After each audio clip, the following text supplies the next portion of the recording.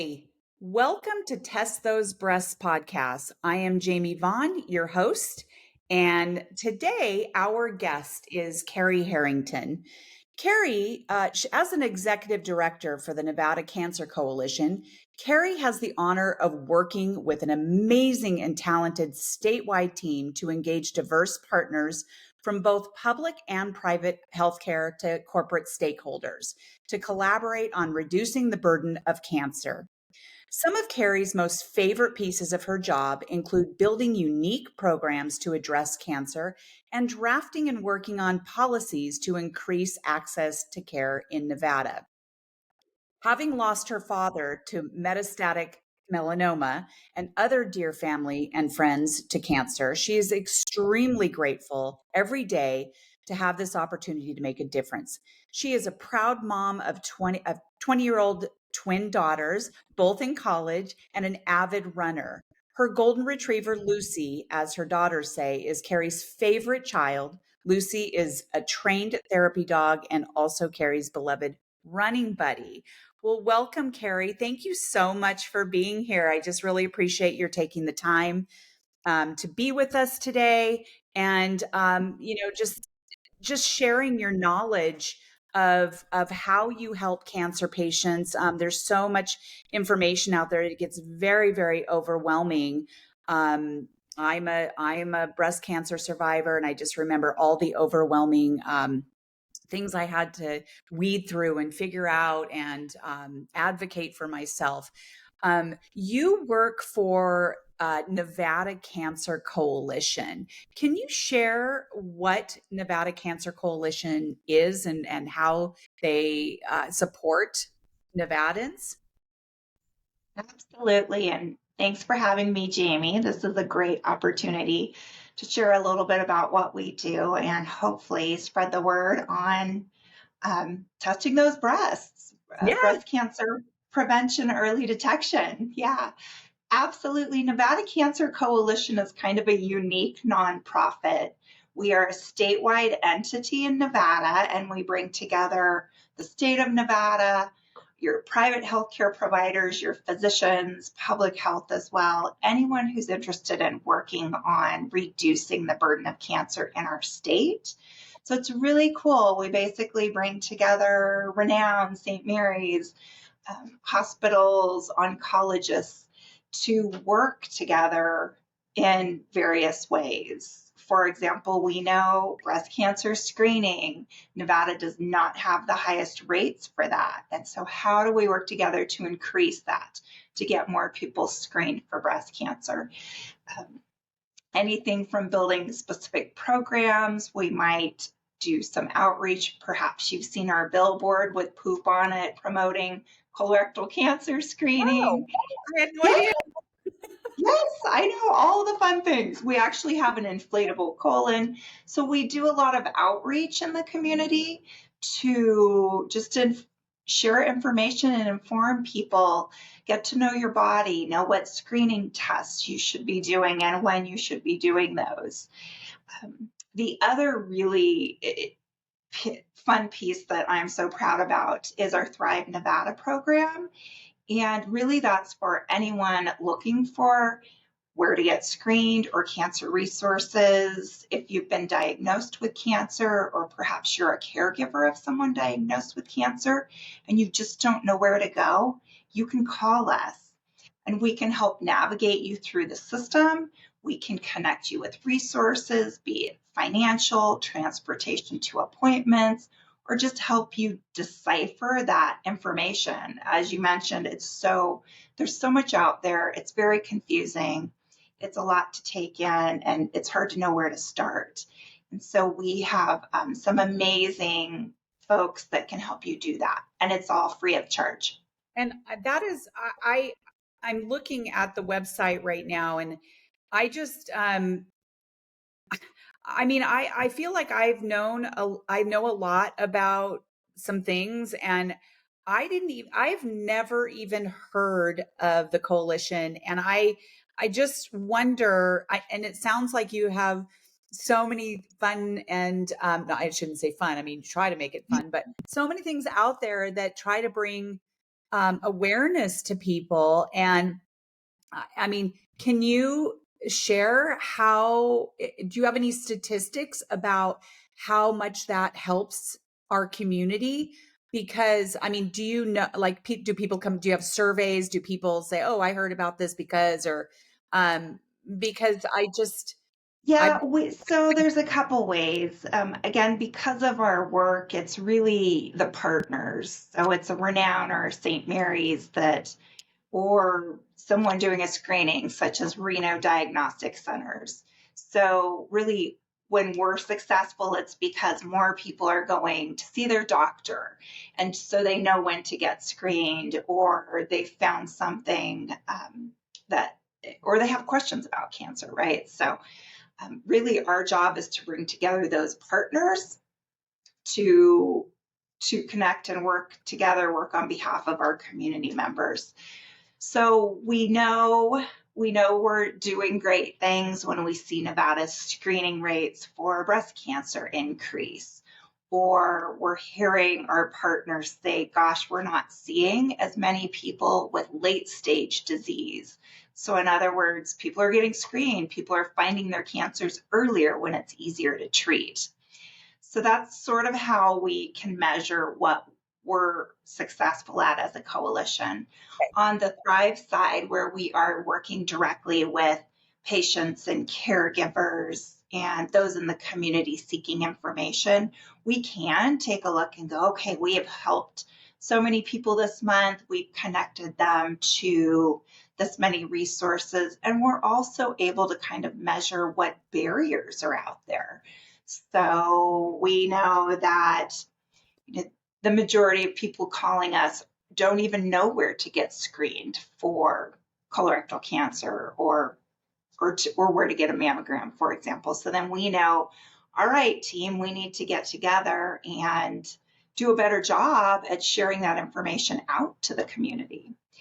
So it's a nice little litmus test on our end. And then again, a lot of the ways that we measure the work of the coalition, or just the work we're doing in Nevada cancer-wise, is by those screening rates that we can measure nationally, of course, and then late stage disease and survival rates, frankly. So we know we're doing a better job in Nevada if we are seeing people survive longer after a cancer case, for example.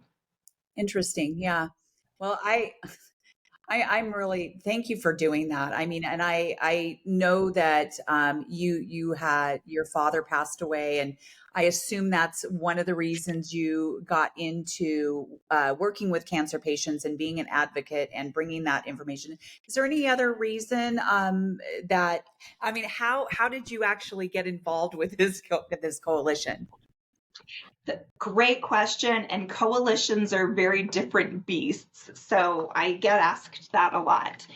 I actually found that I enjoy bringing people and organizations together to work towards common goals for the betterment of our community, from senior care to immunization coalitions to anything like that. So I love, again, bringing people together to partner on making the world a better place, essentially, which sounds a little altruistic, but that's really the best way to accomplish our goals, is if we're all working together, Yes. pooling our resources, and just, understanding what the needs are in our communities in Nevada and working together to address those. So I kind of found a love for building and sustaining organizations that do that. And I had worked on the immunization coalitions in Nevada. And then that's how I sort of found out about the state coalition on cancer. And they had, let's see, the coalition probably started in the early 90s, which they did across the nation and other states as well. And our coalition was fantastic. A lot of the partners I mentioned earlier working together, they were all volunteers, volunteering their time to make this happen. So I was able to join as an actual paid staff person to give our work a little more legs, if you will. And that's how I got into it. But that's kind of one of my greatest joys, is being able to bring together people, be it competitors, to work towards a common goal and better our community. I feel like you and I have very similar personalities. I've always been that way. And obviously, I started this podcast because of my own breast cancer journey and finding out all the things I never knew, just because I didn't have to, I guess. I mean, I've had friends who've had cancer and but I just, there's so much more to know. And sometimes when you actually are struck with, a disease like that, you are sort of forced to get out there and look and find out things and advocate for yourself. So again, that's one of the reasons I started this podcast in the first place, is because I feel like it's a good platform to interview people like you and, just try to bring awareness as much as possible of where Absolutely. people can get mammograms or tested for, getting a colonoscopy or whatever. And so, yeah, I'm blown away that I'm just finding out about you. I actually saw you for the first time. I actually, a friend of mine who is a lobbyist, and she's really involved in insurance and you know, uh, Senate bills and things like that. And she sent me a link, the SB 330 that you just testified at recently. Can you share a little bit about that and how, what the effects are of that bill? Absolutely. We at the coalition, one of the other exciting things I get to do is work on policy to increase access to care, essentially. Breast cancer and breast cancer screenings changed a lot in the last number of years. We so many increases in research and technology, and we're able to find cancers easier and quicker than we were before. So a lot of things have changed, and unfortunately, our laws haven't kept up with those. In breast cancer, thanks to the ACA, we know that anyone can get a mammogram, and your mammograms are covered. So your baseline mammogram, you are able to get those free of charge. However, for those of us that have risk factors or dense breast tissue, that's been a big thing in the last number of years. I get my mammogram and I always get that letter in the mail that says, you have very dense breasts. You need to talk to your provider potentially about having supplemental screening, other screening tests. For instance, an MRI or an ultrasound. Because of my breast tissue, it's hard to see any abnormalities that on a mammogram, frankly. So there are other tests that I need. Also, given my family history, losing my father to melanoma, an aunt to breast cancer, those are risk factors. Other risk factors, if you are predisposed to or have found that you have BRCA1 or BRCA2 gene mutation. There are other gene mutations that are also related to breast cancer. You are at higher risk. So you might need different testing options. Kind of the big message here is we are all individuals. We're all very different. Talk to your physician about what's right for you. Yes, this recommendation might say, oh, you should start screening at this age and mammogram, but you might need something different. You might need to start screening at a younger age. Or again, if you have these risk factors, you might need something more than a mammogram. So we started working on this bill, and a number of other states have done the same. In fact, 12 other states have passed similar legislation that not only ensures your mammograms are covered, but that supplemental screening is covered as well without any out-of-pocket costs. So, yay, I can have my mammogram, and then if I get that letter that says you're at high risk, you should talk to your doctor, and my doctor says, Cari, you should be getting an MRI every year in addition. So now I can get that MRI, and it will not cost me out of pocket to do so So no because it's still deductible screening. costs. Yeah. Yeah. It's still Because a a lot screen of people have option. like $1,000, deductible that they have to Yes. reach. And, it becomes this, okay, I need to put food on the table for my kids right here. And, I mean, let's face it, there are people who literally cannot afford that. And that leaves all of them out. And so it's like, I'm going to put food on the table for my kid, or do I get a mammogram? You know, Absolutely. And Jamie, we've gotten many of those calls over the years, and it's heartbreaking. And then what happens is, for those of us that might have gotten a mammogram that says you need these additional tests, and we put them off because we can't afford them.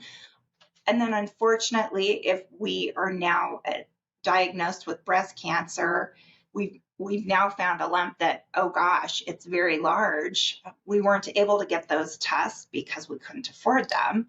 Now, unfortunately, our breast cancer might be a later stage, which is a challenge. And yes. now our options are lesser. Treating it will cost us more. I mean, it's just a never-ending cycle. And breast cancer it's the most expensive cancer, honestly, to treat. It's the most expensive cancer to our country. It's the most expensive out-of-pocket costs for treatment to patients is breast cancer, unfortunately. So to have to pay all these costs just to be screened for and perhaps diagnosed, um, so you're already paying all this money before you're even diagnosed with cancer is not okay. Ultimately, it's just not. So we need to provide everyone with the same screening opportunities across the board. And, 1 in 8 women, we know, right? And is that still the statistic? 1 in 8 women get breast cancer. So we know it is a need. And I liked the justification about the insurance companies is like, if we can detect breast cancer, at an early stage, it's going to be less money for the insurance companies. And if it's a later stage, it's going to be way more. So I feel like it's such a logical wrap your mind around thing that, that you would think they would be like, yeah, let's do this because it's going to cost us less. Um, yeah. Well, do we know it was when we will find out when that's going to hopefully pass? It did pass out of an assembly committee yesterday. So we do have a few more steps. I know we're so excited. That's We're feeling very positive about it. So if and when, I should say when this bill passes, it will go into effect January 1. Now, Medicaid already covers all these tests for anyone needing them. Medicare also covers these tests. And so if this bill goes through, it will apply to your mainstream private insurance companies that will cover these tests as Okay. well. So we're just trying to reduce those barriers and make these things available to everyone. And That men is. as well. Men get breast cancer too. They do. They do. I have a friend whose husband had breast cancer, and I never even knew that. Who knew? I mean, it's not like they have breasts, right? So why not? Yeah. I know we're made up differently, but I found that very fascinating. So I try to make sure people also know that. So it's not just about women. But yeah, I get a mammogram every single year, and I've always been very good at it. I've known for quite some time that I had dense breast tissue. Um, and so I was just very vigilant, and I've had 2 lumpectomies in the last, say, 8 years, I think, aroundish, and they were both benigns. But I'm still very, I get this little ping on my phone saying, "Hey, it's time for your mammogram." Mine, I got one last June, or 2 years ago, June. And when I was diagnosed last June, uh, my lump was like 5 centimeters. It was aggressive. And so it grew that fast. So, so it's like some people need to get mammograms maybe, even, more often, I guess. I don't know. I guess I'm going to have, I have reconstructed breasts now. So I guess I don't have to get mammograms anymore, but I have to get scans and things like that. So yeah, I was stage 2, um, which was far enough for me. And so, it was scary enough and far enough, and I had to go through the whole rigmarole, the whole, chemo, and uh, I ended up getting a double mastectomy because both breasts were dense, and I just didn't want to go through that again. And so, yeah, I'm really thrilled that that's starting to inch forward, and I'm very hopeful that we can just get further along each time. So Absolutely. how can people get help through the coalition for caregivers? That's a big topic, and I mean, I have friends right now who have caregivers who are just overwhelmed, and because the caregivers are so incredibly important, and it really plays a number on their psyche as well. And so how can they get support through the coalition? Really good question. And you're exactly right, Jamie. Cancer affects an entire family, friends, it affects everyone. And if you're a caregiver, it's a lot. And it can be devastating on your health as well as a caregiver. So our Thrive and Be program that I mentioned, well, we do navigate people to screening or patients to resources. We're there for caregivers as well. So you can find it, you can apply online, there's a little form you can fill out, or you just call. So there are things out there for caregivers. There are groups for caregivers. A lot of times caregivers will call us kind of doing that footwork for their family member or friend with cancer. Where do we go next? What do we do? How do we afford this?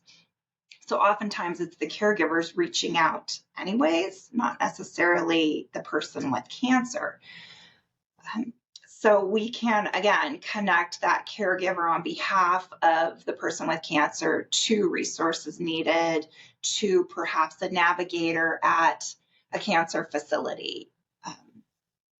There are also, this is one of the other pieces we had heard a lot of, is people wanting to connect with other people in the same boat, right? So I have, I don't know, I have colorectal cancer and I'd like to connect with someone that has my same cancer so I can ask them questions, see how it went for them. Or a caregiver might want to connect with someone else with a similar cancer or another caregiver. So we're working with a great organization called Immerman Angels. And again, there's no cost for any of this. And you, as a caregiver or someone with cancer, you can ask for a peer mentor, someone to connect with, or you can become a peer mentor. So you can be that angel for someone else. A lot of times, people going through it or who have gone through cancer, they're like, I want to share my story, or I want to help someone else, or I want to share what happened to, my family member that I unfortunately lost to cancer. And so Immerman Angels offers that opportunity so you can be a mentor or a mentee. So it's a nice opportunity in both aspects and a great way for caregivers to connect with others going through something similar. That's such a great service, and I just know that some of the husbands and or that I've met are some of those people who are like, oh yeah, yeah, I got this, we got this, we're gonna get this, I got this, and they don't reach out for any kind of Yeah. help. My husband was actually one of them, and so I was the one who was always sending him things, but just because, and I like to take control like that, but I so wanted him to reach out and get more support. We're okay. we made it through, tumbling through, but there are just, sometimes men who, and maybe women too, but I've just seen the men who are, yeah, I got this, honey. We're going to get through this and we're going to be fine. They just don't know how impactful the diagnosis is and the journey they're about to embark on. And it's a lot more than people think. So I like the idea of the peer mentor. I would love to be part of that because, right now I just talk to friends. I have a private Facebook group who quite a few people are on that have followed my journey, and I'm very, very open. I talk about the good, the bad, the ugly. Um, and I put out there what I've learned, and people have reached out to me and said, "Hey, thank you so much for putting that on there because I had no idea."